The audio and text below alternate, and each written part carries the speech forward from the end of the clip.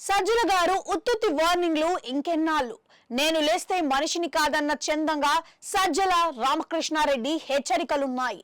YCP హయాంలో సజ్జల రామకృష్ణారెడ్డి అత్యంత క్రియాశీలకంగా వ్యవహరించారు. దీంతో అందరి టార్గెట్ ఆయనే అయ్యారు.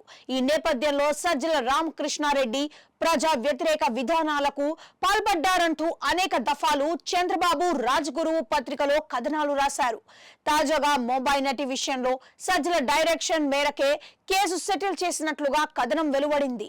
ఈనాడు కథనంపై సజ్జల తీవ్ర ఆగ్రహం వ్యక్తం చేశారు. ఈనాడు కథనంపై కేసు వేస్తానని ఆయన హెచ్చరించారు. ఇలా ఈనాడు మీడియాపై సజ్జల వార్నింగ్లు ఇవ్వడం ఎన్నిసార్లు ఆయనకే తెలియాలి. ఊరికే వార్నింగ్లు ఇవ్వడం, ఆ తర్వాత సైలెంట్ కావడం సజ్జలకు అలవాటైందనే మాట వినిపిస్తోంది. మరోవైపు ఈనాడుపై సజ్జల కేసు వేస్తారని వైసీపీ శ్రేణులు ఆశగా ఎదురు చూస్తున్నాయి.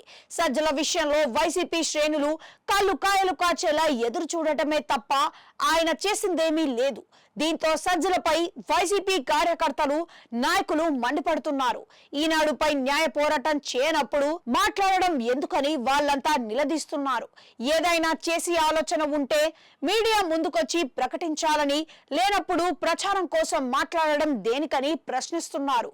కావున సజ్జల రామకృష్ణారెడ్డి ఏదైనా చేసే దమ్ము, ధైర్యం ఉంటేనే వార్నింగ్లు ఇవ్వాలి. కేవలం ప్రచారం కోసం మరెవరినో సంతృప్తి పరచడానికి నాటకాలు ఆడొద్దనే హితువు వైసీపీ నుంచి వస్తోంది. ఈ విషయాన్ని ఆయన గ్రహిస్తే మంచిది.